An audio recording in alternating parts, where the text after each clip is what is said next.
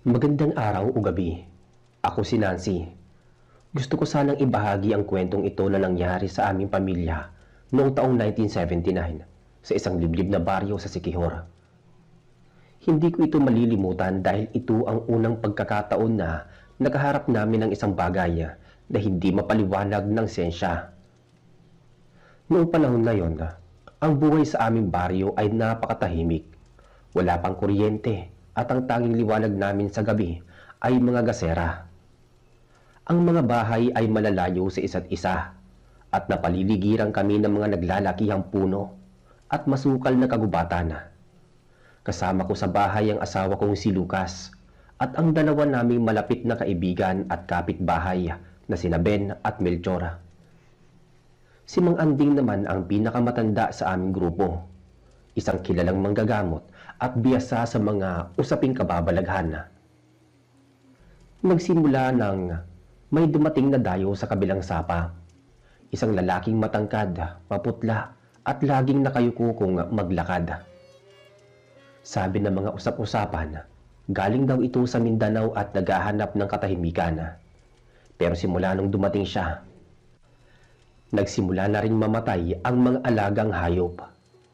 Lucas, napansin mo ba ang mga manok natin? Natuyuan ng dugo at parang may kagat sa leeg. Sabi ko sa asawa ko habang naghahanda kami ng hapunan. Nancy, baka sawa lang yun. O kaya musang. Huwag kang mag-alala. Lalagyan ko ng mas matibay na bakod ng kulungan natin. Sagot ni Lucas habang nag-aayos ng kanyang itak. Kinabukasan, naglalakad kami ni Ben at Melchor patungo sa taniman. Nasalubong namin si Mang Anding. Seryoso ang mukha ng matanda at parang may malalim na iniisip. Ben, Melchor, mag-iingat kayo sa pag-uwi ninyo mamayang gabi. May naamoy akong kakaiba sa hangin. Hindi ito amoy ng tao o hayop lang. Babala ni Mang Anding sa amin. Ano pong ibig niyong sabihin, Mang Anding? May dayong aswang na nakapasok sa teritoryo natin. Hindi siya taga rito. Gutom na gutom ang dala niyang sumpa. Diretsong sagot ni Mang Anding bago siya nagpatuloy sa paglalakad papasok ng gubat. Nagkatingin ang kaming apat. Si Melchor na kilalang matapang ay napahawak ng mahigpit sa kanyang daladalang basket. Huwag yun ang intindihin masyadong matanda. Baka nananakot lang yun. Sabi ni Melchor. Pero alam ko sa boses niya na natatakot din siya.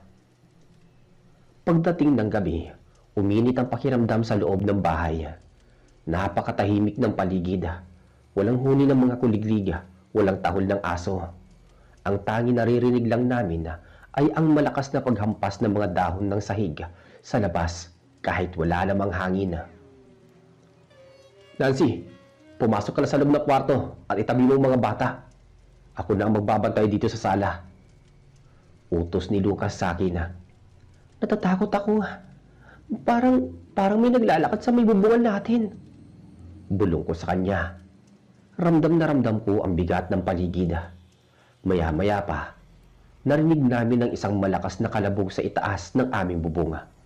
Hindi ito tunog ng pusa, para itong tunog ng isang mabigat na tao na tumalong mula sa mataas na puno. Ben, Melchor, gising! Sigaw ni Lucas sa dalawa naming kasama na natutulog sa kabilang bahagi ng bahay. Mabilis na bumangon sina Ben at Melchor. Hawak nila ang kanilang mga sulo at itak. Lumabas sila sa bakuran para tignan kung ano ang naroroon. Lucas, wala kami makita rito. Pero ang baho ng paligid amoy nabubulok. Sabi ni Ben mula sa labas. Maya-maya biglang may narinig kaming huni ng isang malaking ibon. Pero ang tunog nito ay hindi galing sa malayo. Parang nasa loob mismo ng bahay namin ang tunog. Andito siya, Nancy. Huwag kang lalabas. Sabi ni Lucas bago namin narinig ang pagkabasag ng bintana sa kusina. Doon na nga po nagsimula ang kaguluhan. Pagkabasag ng bintana sa kusina, agad na sumugod si Lucas bitbit ang kanyang matalas na itak. Ang tanging liwanag lang namin noon ay ang maliit na apoy mula sa gasera na muntik pang mamatay dahil sa lakas ng hangin na pumasok sa loob ng bahay. Nancy, manatili ka dyan sa likod ko! Sabi ni Lucas habang pilit na itinatapat ang ilaw sa dulo ng kusina. Pagtingin namin nanindig ang balahibo ko. May isang nilalang na nakaluhod sa may sahig, malapit sa aming lalagyan ng pagkain.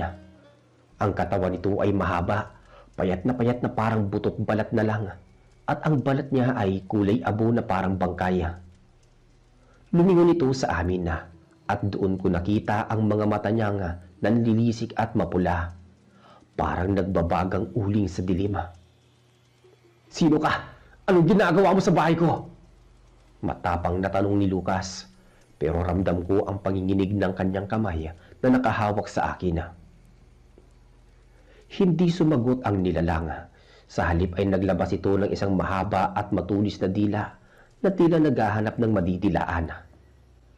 Doon ko napagtanto na ito ang sinasabi ni Mang Anding na dayong aswang. Hindi ito basta-basta maligno. Ito ay isang nilalang na gutom na gutom. Lucas, si Bena at Melchor, tawagin mo sila. Sigaw ko habang paurong kaming naglalakad palayo sa kusina. Eksakto namang pumasok sina Ben at Melchor mula sa pinto sa harap. Bitbit ni Melchor ang isang sulo na gawa sa kawayan at kerosina. Nang tumama ang liwanag ng sulo sa nilalang, mabilis itong kumilos. Napakabilis niya, parang anino ng lumundag pa itaas at kumapit sa mga kisame naming gawa sa kawayan. Ben, harangan mo ang bintana.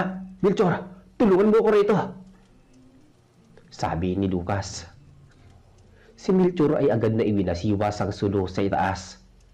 Umalis ka rito, kampo ng dilim. Hindi ka welcome dito sa baryo namin. Sabi ni Melchor habang pilit na inaabot ang nilalang ng apoy.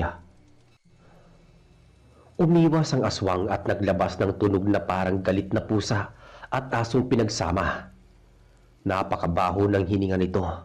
Amoy lansa at amoy nabubulok na daga na kumalat sa buong sala namin. Lucas, bantayan niyo si Nancy. Lalabas ako, tatawagin ko si Mang Anding. Sigaw ni Ben. Alam ni Ben na sa mga ganitong pagkakataon, hindi sapat ang itak at lakas ng loob lang. Kailangan namin ang kaalaman ng isang eksperto sa mga ganitong kababalaghan. Sige Ben, bilisan mo. Mag-iingat ka sa labas, baka hindi lang isa kasama niya. Naiwan kami sa loob, sina Lucas, Melchor at ako. Ang aswang ay nanatiling nakakapit sa taas, naghihintay ng tamang pagkakataon. Habang nakatingin ako sa kanya, napansin ko ang kanyang mga kuko. Mahaba ito at matutulis. Kayang-kayang hiwain ang balat ng tao sa isang haplos lang. Melchor, huwag mong hayaang mamatay ang sulo. Iyan lang ang kinatatakutan niya. Paalala ni Lucas. Ngunit sa hindi inaasahang pagkakataon biglang humangin ng napakalakas mula sa nabasag na bintana. Ang sulo ni Melchor ay kumukuti-kutitap. Tuluyang namatay.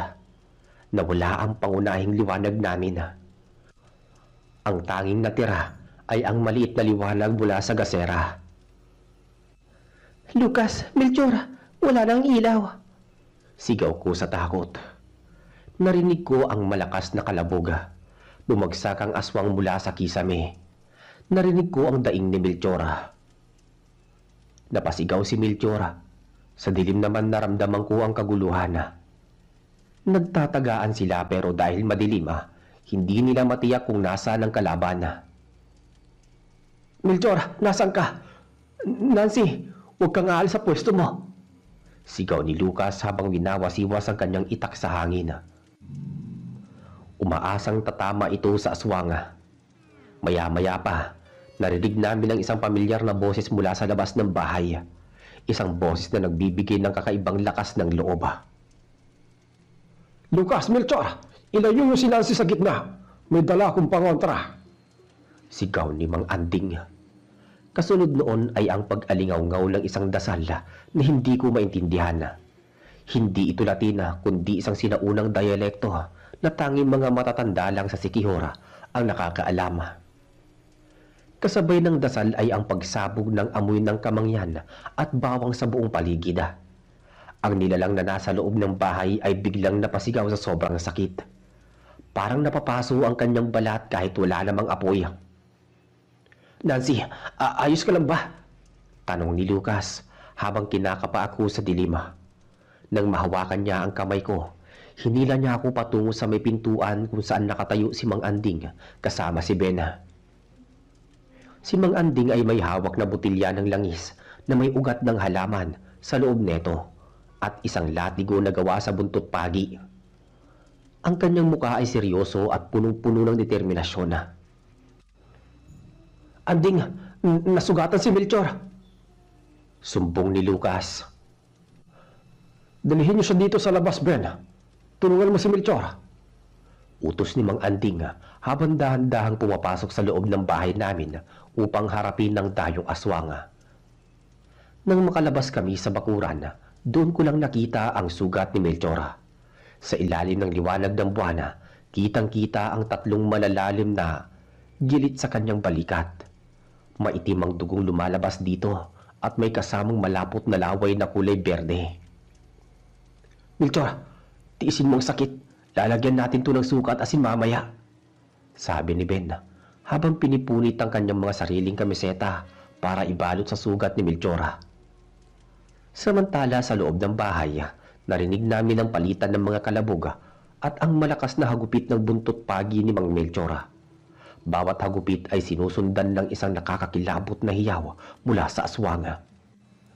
Lumabas ka. Ipakita mo ang tunay mong anyo, Dayo. Sigaw ni Mang Anding sa loob. Biglang tumalsik ang aswang palabas ng bintana sa kusina at bumagsak sa aming bakuran. Ilang metro lang ang layo sa amin. Doon namin siya nakita ng malinaw sa ilalim ng liwanag ng buwan. Hindi na ito mukhang tao. Ang kanyang mga binti ay mahaba na parang sa tipaklong at ang kanyang likod ay kuba na may mga tumutubong balahibo na kasing tigas ng alambre. Lucas, kunin mo ang itak mo na may pahid ng langis ko. Sigaw ni Mang Anding na mabilis ding lumabas ng bahay. Inabot ni Mang Anding ang isang maliit na bote kay Lucas. Mabilis na binuhos ni Lucas ang langis sa talim ng kanyang itak. Ben Melchor, palibutan niyo siya. Huwag niyo siyang hayaang makabalik sa gubat. Utos ni Mang Anding. Kahit sugatan si Melchor, kumuha siya ng isang malaking tipak ng kahoy bilang pananggalang. Pinalibutan nila Lucas at Ben at Melchor ang nilalang. Ang aswang ay tila natataranta sa gitna. Lumilingon-lingon ito at naghahanap ng butas kung saan pwedeng tumakas. Bakit ka napadpad dito sa amin? Hindi mo ba alam na hindi ubra yan sa amin? Hamon ni Lucas sa nilalang. Ang aswang ay tumingin kay Lucas at sa isang iglap, bumuelo ito upang tumalon ng mataas. Pero bago pa man ito makalundag, mabilis na naihampas ni Mang Anding ang kanyang latigong buntot ng pagi sa binti ng nilalang. Isang hiyaw na nakabibingi ang pinakawalan ng aswang. Napaluhod ito dahil ang buntot ng pagi ay kilalang mabisang pangontra na nagpapakirot sa laman ng mga ganitong nilalang hanggang sa buto. Ngayon na, Lucas! Melchor! Ben! Sigaw ng matanda. Matindi ang tensyon noong mga sandaling yon na napapaligiran ni na Lucas, Ben at Melchor ang aswang sa gitna ng aming bakuran. Ang tanging maririnig na lang ay ang mabibigat na hininga ng mga lalaki at ang nakakakilabot na pagngalit ng ngipin ng aswang na yon. Lucas, dahan-dahan! Huwag kang susugod ng hindi handa! Ang aswang na tila naipit sa sulok ay biglang nagbago ng kilos. Imbis na tumakas, bigla itong sumugod kay Ben. Dahil sa bilis nito, hindi agad nakapag-react si Ben. Mabuti na lang, mabilis na naiharang ni Ben ang kanyang itak na may pahid ng langis ni Mang Anding. Huwag dito! Sabi ni Lucas habang tinutulak ang nilalang palayo kay Ben. Nang madampian ng talim ng itak ang balat ng aswang, umusok ito na parang bakal na isinasawsaw sa malamig na tubig. Umalingaw-ngaw ang hiyaw ng nilalang sa buong baryo. Ramdam ko ang panginginig ng lupa sa tindi ng kanyang galit. Anding, ayaw niyang sumuko! Sigaw ni Ben habang pilit na humahanap ng tiyempo para saksakin ang nilalang. Dahil hindi lang siya basta aswang, Ben. Siya ay isang dayong mandurugo. Hindi siya titigil hanggat hindi siya nakakapatay ng isa sa inyo. Sagot ni Mang Anding habang patuloy na nagbiwisik ng binditadong asin sa paligid para hindi makalabas ng bilog ang aswang. Maya-maya biglang bumaling ang aswang sa akin. Nakatayo ako noon malapit sa puno ng kaimito, hindi kalayuan sa kanila. Ang kanyang mga mata ay pulang-pula. Tumitig ito sa akin sa isang iglap.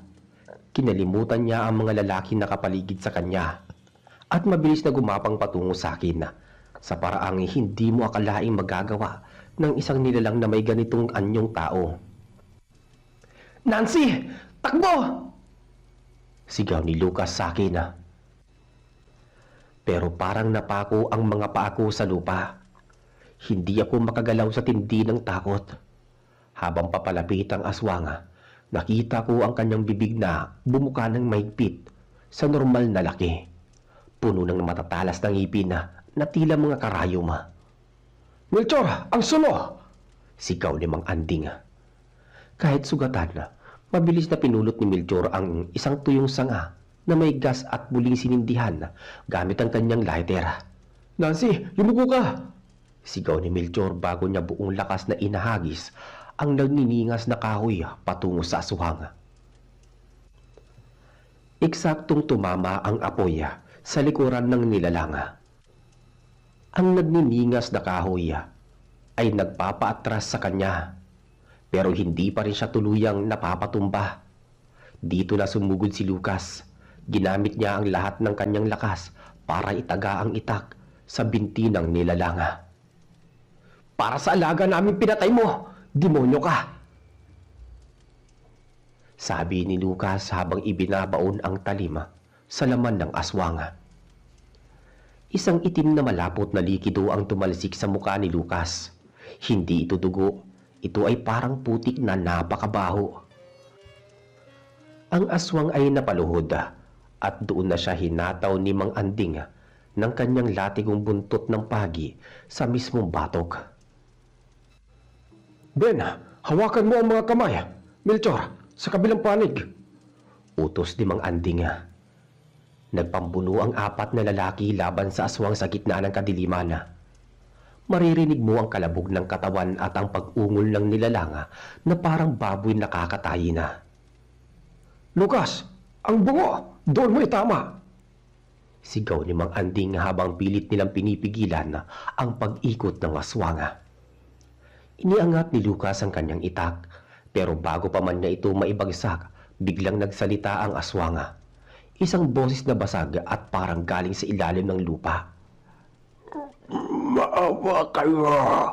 Maawa kayo!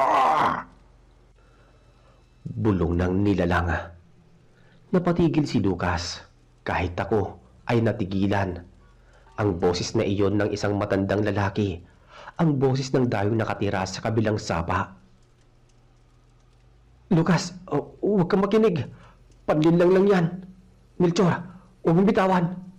Sabi ni Bena. Pakiusap! Nagugutom lang ako! Dugtong pa ng nilalang habang dahan-dahang bumabalik sa anyong tao ang kanyang muka. Bagamat ang katawan niya ay nananatiling mahaba at nakakatakot. Ben, Melchor, Lucas, tingnan niyo ang kanyang likod. Utos ni Mang Anding sa mahinahong boses. Nang tignan nila ang likod ng dayo, doon nila nakita ang isang malalim at lumang sugat na hindi gumagaling. May mga uod na itim na gumagapang doon. Ayon kay Mang Anding, iyon ang selyo. Selyo ng sumpa na ipinasa sa kanya mula sa Mindanao. Mang Anding, anong gagawin natin sa kanya? Tao pa ba siya o hayop na?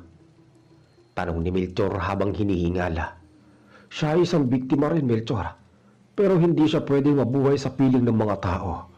Kapag ang isang aswang ay nakatikim na ng dugo sa isang lugar, babalik at babalik siya rito. Paliwanag ni Mang Anding. Anong ibig mong sabihin, Mang Anding? Na kailangan natin tapusin ang buhay niya? Tanong ni Lucas na tila nag-aalinlangan pa dahil sa paghingi ng awa ng dayo. Lucas, isipin mo si Nancy. Isipin mo ang mga bata sa baryo natin. Kapag pinakawalan natin ito ngayon, bukas o sa susunod na gabi, may ibang pamilyang kamag-anak na iiyak. Seryosong sabi naman. Nagkatinginan ng mga lalaki. Ang dayong aswang ay nakatingala sa kanila. Ang mga mata nito ay nagpapalit mula sa pagiging mapula patungo sa pagiging normal na mata ng tao na punong-puno ng lungkot at gutom. Lucas, ang nakahawak ng itak ay ikaw. Pasya mo ang kailangan dito. Sabi ni Mang Anding habang hinihintay ang magiging kilos ng aking asawa. Hinawakan ng mahigpit ni Lucas ang hawakan ng itak. Tumingin siya sa akin at nakita ko ang determinasyon sa kanyang mga mata. Alam ko na ang iniisip niya, ang kaligtasan ng lahat. Lalapit na sana si Lucas para tapusin ang lahat nang biglang may narinig kaming isang malakas na huni mula sa kakahuyan. Hindi lang isa kundi marami. Parang sumasagot sila sa hiyaw ng aswang na nasa gitna namin. Lucas, Anding, may mga kasama pa siya, sabi ni Ben habang tinuturo ang mga nagliliwanag na mata sa gitna ng madilim na gubat. Melchor, ihanda mo ang lahat ng gas. Bubuhusan natin ang buong paligid. Sigaw ni Mang Anding na tila nagulat din sa dami ng mga dumating. Doon ko naramdaman ang tunay na kaba. Akala namin ay tapos na ang lahat dahil nahuli na namin ang dayong aswang. Pero ang mga huning narinig namin mula sa madilim na bahagi ng gubat ay nagpabago ng sitwasyon. Hindi lang iisa na paris na mga mata ang nakatingin sa amin mula sa kakahuyan. Marami sila at tila hinihintay lang nila ang hudyat para sumugod. Lucas, Melchor, huwag kayong tatalikod. Anding, anong mga yun? Akala ko ba dayo lang ang aswang na to? Tanong ni Bena. Ito ang tinatawag na sunod-sunod, Ben. Ang mga malignong sumasabay sa dayong aswang dahil alam nila may mapapala silang tira-tirang laman at dugo. Paliwanag ni Mang Anding habang mabilis na gumagawa ng guhit ng asin sa paligid namin. Ang dayong aswang na nakasubsob sa lupa ay biglang tumawa ng mahina. Isang tunog na parang pagkiskis ng tuyong kawayan. Hindi ako nag-iisa, bulong nito sa gitna ng kanyang paghihingalo. Melchor, tulungan mo si Ben doon sa bandang kanan. Lucas dito sa kaliwa. Utos ni Mang Anding. Nancy, pumasok ka na sa loob ng bilog na asin. Huwag kang aalis dyan kahit anong mangyari. Mabilis akong sumunod kay Mang Anding. Pumasok ako sa loob ng proteksyon habang ang 4 na lalaki ay nakatalikod sa akin, nakaharap sa dilim ng gubat. Maya-maya pa, isa-isang lumabas ang mga nilalanga. Hindi sila kasing laki ng dayong aswang pero mas mabilis sila at parang mga asong ulol na naglalaway. Ang mga ito ay ang mga tiyanak at wakwak na sumunod sa amoy ng dugo ni Melchor na patuloy pa ring tumutulo mula sa kanyang sugatang balikat. Lucas, heto ang langis. Ipahid mo sa mga itak. Sugod na, sabi ni Lucas nang makitang tumalo ng isang maliit pero mabilis na nilalang mula sa puno ng nyog. Sinalubo ito ni Lucas ng isang malakas na taga. Dahil may langis ang kanyang itak, naglabas ng liwanag ang bawat tama nito sa balat ng maligno. Narinig ko ang mga hiyaw ng sakit at kalabog ng mga katawang bumabagsak sa damuhan. Si Melchor naman kahit hirap na hirap sa kanyang sugat ay hindi nagpatalo. Ginamit niya ang kanyang sulo para itaboy ang lumilipad na wakwak. Huwag kayong lalapit, mga hayop kayo. Sigaw ni Melchor habang pilit na pinoprotektahan ng aming pwesto. Samantala ang dayong aswang na nasa gitna ay tila kumukuha ng lakas mula sa gulo. Napansin ni Mang Anding na dahan-dahan itong gumagapang patungo sa labas ng bilog. Ben, ang dayo, tatakas siya. Tawag ni Mang Anding. Mabilis na hinarangan ni Ben ang dayo. Saan ka pupunta? Hindi pa tayo tapos, sabi ni Ben. Pero sa isang hindi inaasahang pagkakataon, Ang dayo ay biglang bumuga ng maitim na likido sa mukha ni Ben. Ang mata ko! Lucas, hindi ako makakita, Lucas! Sigaw ni Ben habang nabibitawan na ang kanyang armas at napapahawak sa kanyang muka. Dahil sa pagkabulag ni Ben, nagkaroon ng pagkakataon ng dayong aswang na makatayo. Kahit pilay ang isang binti dahil sa taga ni Lucas, nagawa itong sunggaban ni Ben sa may leeg. Lucas, tulungan mo ko! Agad na sumugod si Lucas para iligtas ang kaibigan. Nagpambuno sila sa lupa, si Lucas at Ben at ang dayong aswang. Sa kabilang dako naman ay abala si Mang Anding at Melchor sa pagtataboy ng mga maliliit na malignong pilit na pumapasok sa aming bakuran. Nancy, kunin mabuti ng suka sa kusina ngayon na! Utos ni Mang Anding sa akin. Kahit nanginginig ang buong katawan ko, ay tumakbo ako papasok sa kusina. Habang kumukuha ko ng suka, naramdaman ko ang isang malamig na hangin sa aking likuran. Paglingon ko, isang wakwak na nakapasok pala sa bintana at ngayon ay nakatitig sa akin.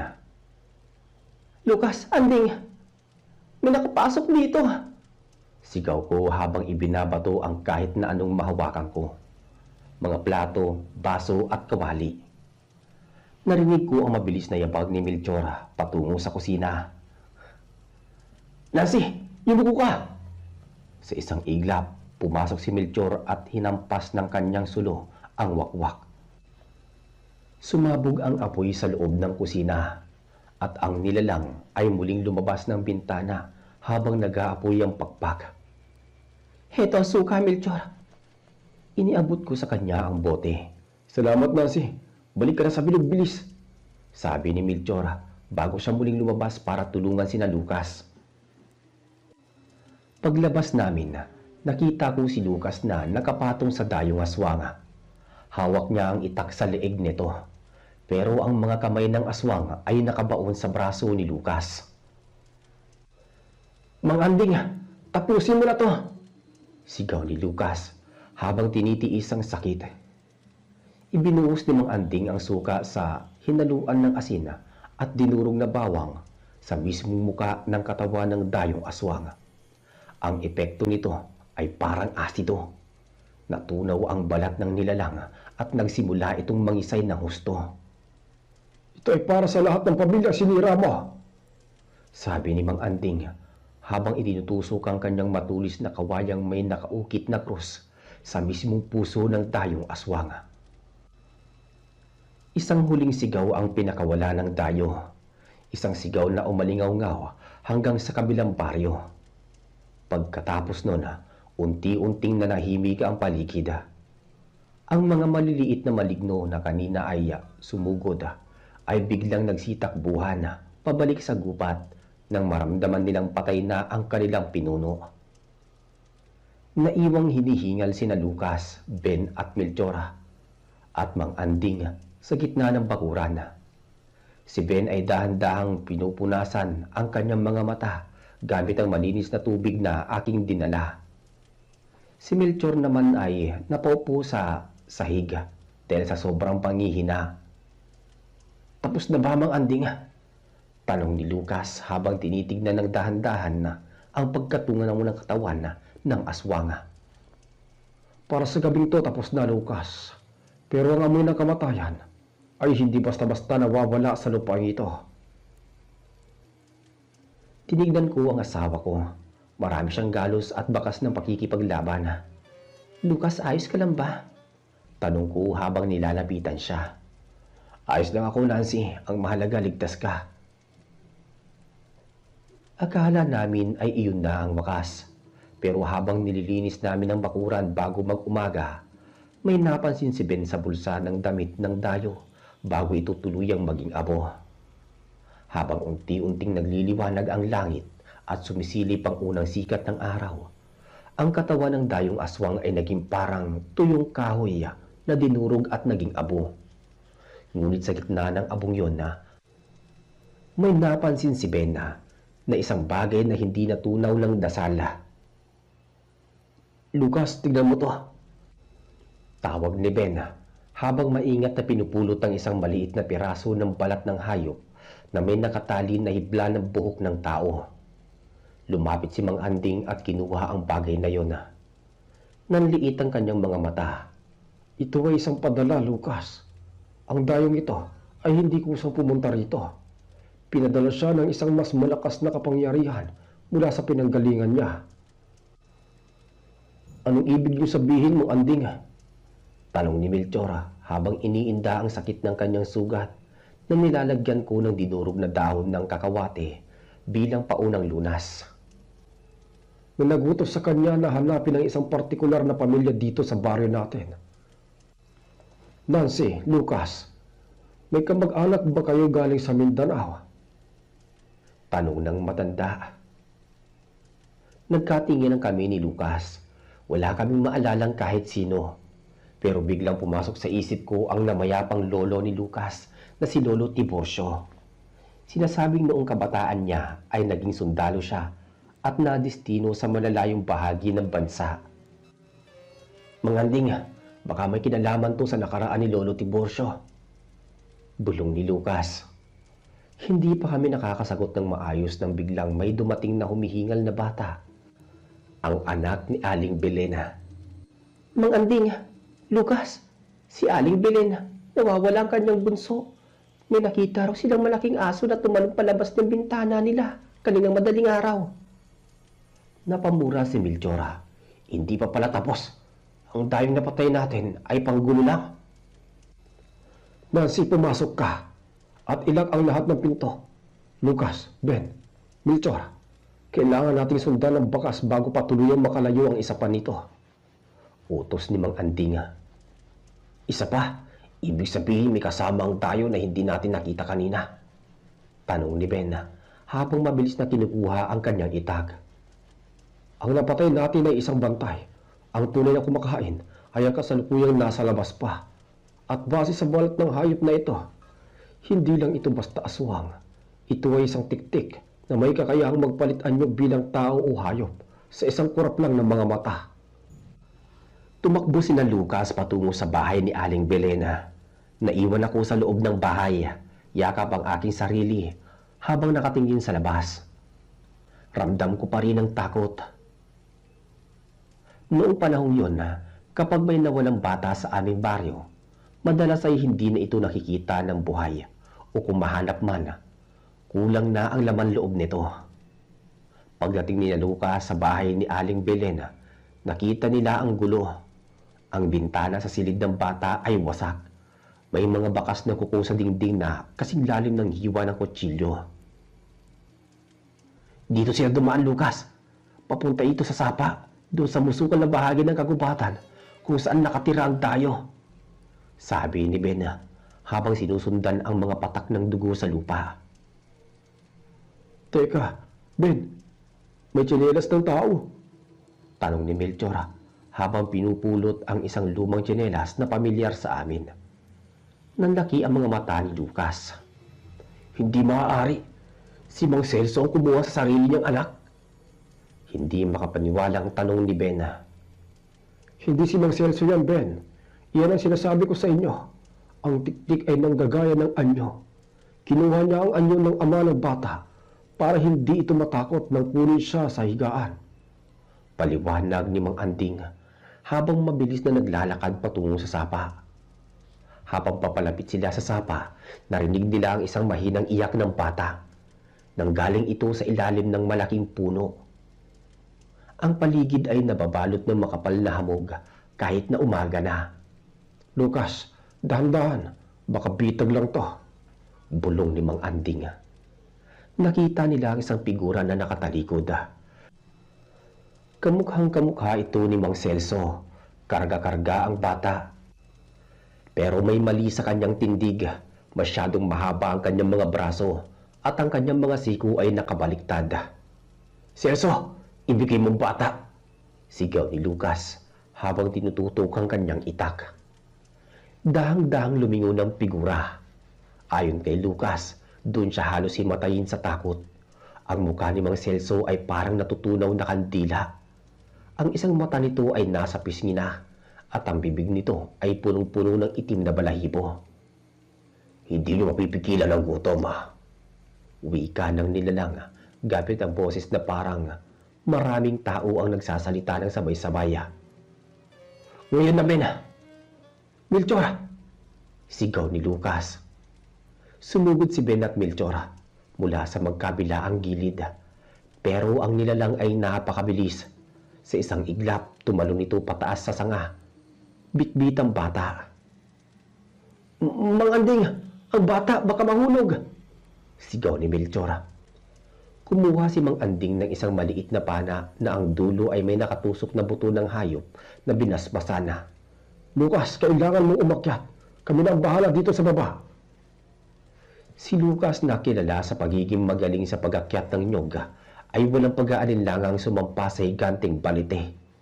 Habang umaakyat siya, naramdaman niya ang mga maliliit na kamay na humahawak sa kanyang binti. Mga duwende at lamang lupa na tila pinipigilan ng kanyang pagakyat. Bitawan niyo ako, mga kampo ng demonyo. Sigaw ni Lucas habang winawasiwas ang kanyang itak na may pahid pa rin ng langis ni Mang Anding. Nang makarating si Lucas sa isang malaking sanga, nakita niya ang tiktik na akmang susubo na sa maliit na bata. Ang tila nito ay mahaba at parang sinulid na matalima. Hoy demonyo, dito ka tumingin. Sigaw ni Lucas para makuha ang atensyon ng nilalanga. Lumingon ang tiktik at naglabas ng nakakakilabot na tawa. Pero hindi alam ng nilalang sa ibaba ay tapos na ang dasal ni Mang Anding. Ibagsak ang sumpa. Sigaw ni Mang Anding mula sa ibaba sabay bitaw ng kanyang pana. Tumama ang pana sa likod ng nilalang. Nang hinig ang buong puno ng balite, ang nilalang ay nawalan ng balanse at nabitawan ng bata. Nakuha ko na. Sigaw ni Lucas habang mabilis na sinalo ang bata bago ito tuluyang mahulog sa lupa. Pero ang tiktik ay hindi pa sumusuko. Kahit may pana sa likod, mabilis itong gumapang patungo kay Lucas na parang gagamba. Ang mga kuko nito ay nakahanda ng ibaon sa dibdib ni Lucas.